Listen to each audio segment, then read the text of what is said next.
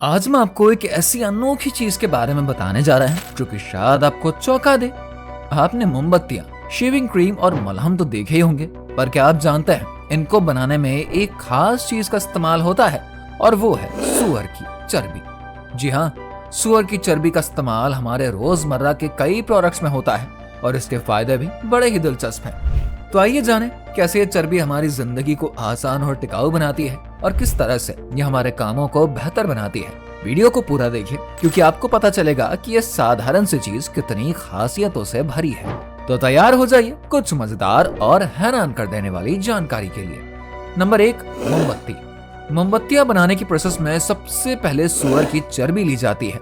ये चर्बी सूअर के पेट और उसकी त्वचा के निचले वाले हिस्से से पाई जाती है। इस चर्बी को बड़े ध्यान से काट कर इकट्ठा किया जाता है, फिर इसे एक बड़े बर्तन में रखा जाता है और धीमी आंच पर इसको गर्म करते हैं। इस प्रोसेस में चर्बी धीरे धीरे पिघलने लगती है जिससे ये लिक्विड में बदल जाती है। पिघली हुई इस चर्बी को टालो कहा जाता है। अब इस टालो को छानना जरूरी होता है ताकि इसमें मौजूद गंदगी और ठोस टुकड़े निकल जाएं। इसे छानने के लिए एक कपड़े या छन्नी का इस्तेमाल करते हैं। छानने के बाद टालो एकदम साफ सुथरे लिक्विड में मिल जाता है। इसके बाद इसको ठंडा होने के लिए रख देते हैं। ठंडा होते ही टालो सॉलिड बन जाता है। इसके बाद इस सॉलिड टालो को फिर से पिघलाया जाता है ताकि इसे मोमबत्ती के सांचे में ढाला जा सके। मोमबत्ती बनाने के लिए एक सांचा यानी कि मोल्ड दिया जाता है। इस सांचे के बीच में एक पतली कपास की बत्ती लगाई जाती है जो कि मोमबत्ती जलाने के लिए जरूरी होती है। बत्ती को सांचे के बीचों बीच रखा जाता है ताकि मोमबत्ती अच्छी तरीके से जल सके। अब पिघला हुआ टालो यानी कि चर्बी से बना मोम लिया जाता है और उसको धीरे धीरे सांचे में डाल दिया जाता है। इस काम में सावधानी बरतनी पड़ती है ताकि बत्ती अपनी जगह पर बनी रहे और वो टेढ़ी ना हो जाए। पिघले हुए टालों को पूरी तरीके से सांचे में भरने के बाद इसको ठंडा होने के लिए छोड़ दिया जाता है। जब टालो ठंडा हो जाता है तब ये ठोस बनकर मोमबत्ती का रूप ले लेता है। ठोस होने के बाद सांचे को खोलकर मोमबत्ती को बाहर निकाल लिया जाता है। अब बत्ती को सही आकार में काटा जाता है ताकि इसे जलाने में कोई दिक्कत ना हो सके और मोमबत्ती ठीक से जल सके। इस तरह से एक नॉर्मल प्रोसेस के जरिए बत्ती और टालो का इस्तेमाल करके एक सुंदर मोमबत्ती बनाई जाती है जो कि रोशनी देने के साथ साथ लंबे समय तक जलने में सक्षम होती है। अगर आप चाहें तो मोमबत्ती को और भी आकर्षक बनाने के लिए पिघले हुए टालों को रंग और खुशबू मिला सकते हैं। रंग मिलाने से मोमबत्तियां अलग अलग रंगों में बन जाती है जो कि दिखने में काफी सुंदर लगती है। इसी तरीके से खुशबू मिलाने से मोमबत्तियां जलने पर हल्की सी महक छोड़ती हैं जिससे कि कमरा भी महक उठता है। बच्चे इन्हें अपने पसंदीदा रंग और खुशबू में देखना पसंद करते हैं जिससे कि मोमबत्तियां और भी खास बन जाती हैं। सूअर की चर्बी से बनी इन मोमबत्तियों का एक और फायदा है कि ये सस्ती और टिकाऊ होती है। टालों से बनी मोमबत्तियां साधारण मोमबत्तियों के मुकाबले ज्यादा समय तक जलती है जिससे कि रोशनी देर तक बनी रहती है। पुराने समय में जब बिजली का कोई भी साधन नहीं था तब लोग मोमबत्तियों का ही इस्तेमाल करते थे।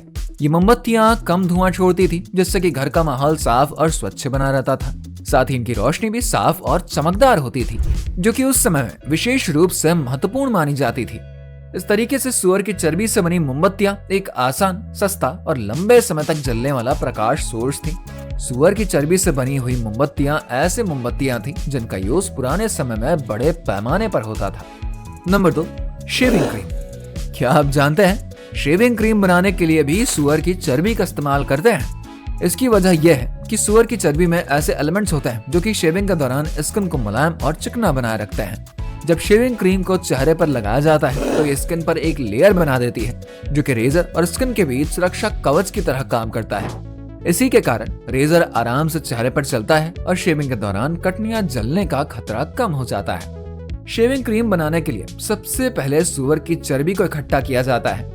इसे धीरे धीरे गर्म किया जाता है ताकि ये पिघलकर लिक्विड फॉर्म में बदल जाए।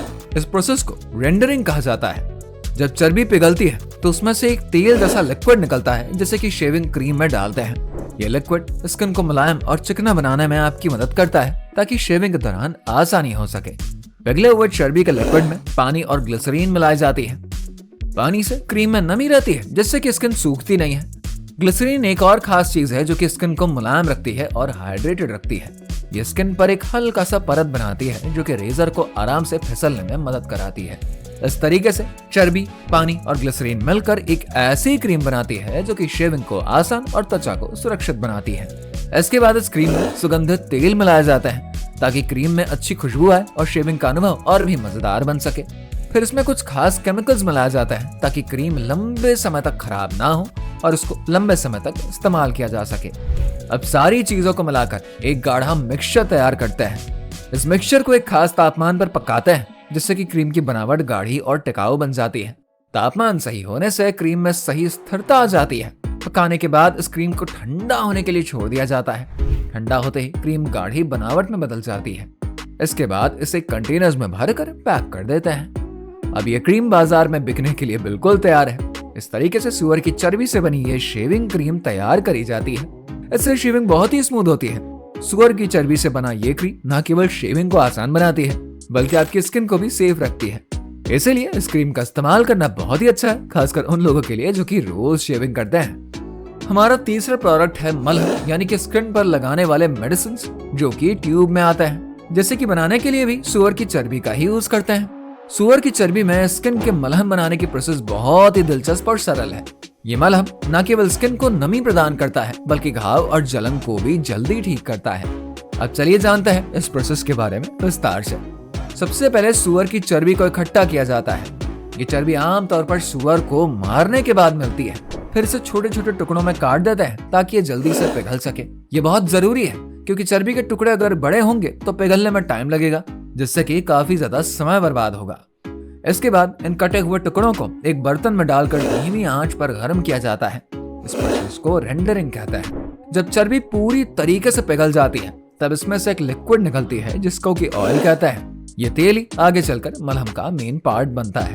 अब इस पिघली हुई चर्बी में कुछ मेडिसिनल सब्सटेंसेस मिलाए जाते हैं जैसे कि जड़ी बूटियां और नेचुरल ऑयल्स। इन जड़ी बूटियों में कई प्रकार के गुण होते हैं जो कि स्किन के लिए फायदेमंद होते हैं, जैसे कि एलोवेरा जो कि जलन को कम करता है, या फिर लैवेंडर जो कि खुशबू देने के साथ साथ त्वचा को ठंडक देता है।